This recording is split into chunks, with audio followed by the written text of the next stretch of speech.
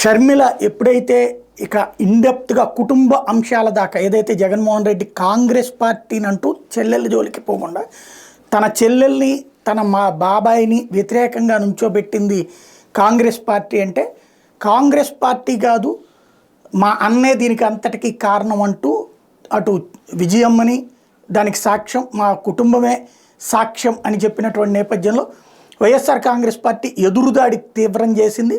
సజ్జల రామకృష్ణారెడ్డి రంగంలోకి వచ్చారు.